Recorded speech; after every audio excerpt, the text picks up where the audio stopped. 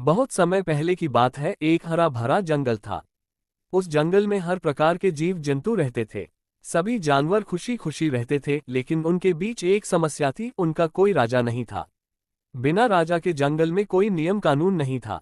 सभी जानवर एक दूसरे से झगड़ते रहते थे और जंगल में शांति नहीं थी। एक दिन सभी जानवरों ने मिलकर जंगल का राजा चुनने का फैसला किया। सभी ने सुझाव दिया कि राजा वह होना चाहिए जो सबसे शक्तिशाली, बुद्धिमान और न्यायप्रिय हो। चुनाव के लिए जंगल के सबसे बूढ़े और समझदार हाथी को जज बनाया गया। उसने जानवरों को अपनी अपनी योग्यता साबित करने का मौका दिया। सबसे पहले शेर आगे आया और बोला, मैं सबसे ताकतवर हूँ। मेरी दहाड़ से पूरा जंगल कांप उठता है। मैं ही राजा बनने के योग्य हूँ।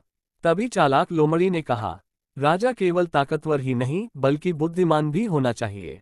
मैं अपनी चतुराई से किसी भी समस्या का हल निकाल सकती हूँ। मुझे राजा बनाना चाहिए। इस पर तोता बोला, राजा को जंगल के सभी जीवों की बात सुननी चाहिए।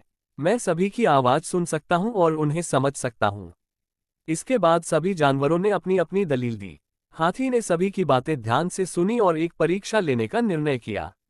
उसने कहा, जो इस जंगल की सभी जानवरों की समस्याओं को हल कर सकेगा और सबको साथ लेकर चल सकेगा, वही राजा बनेगा।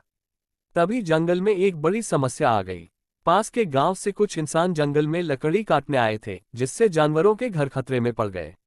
शेर ने अपनी ताकत दिखाई, लेकिन वह इंसानों को भगाने में सफल नहीं हुआ। लोमड़ी ने अपनी चालाकी से योजना बनाई और सभी जानवरों को साथ लेकर इंसानों को समझाया कि अगर वे पेड़ काटते रहे तो पूरा जंगल नष्ट हो जाएगा। इंसान समझ गए और वापस चले गए।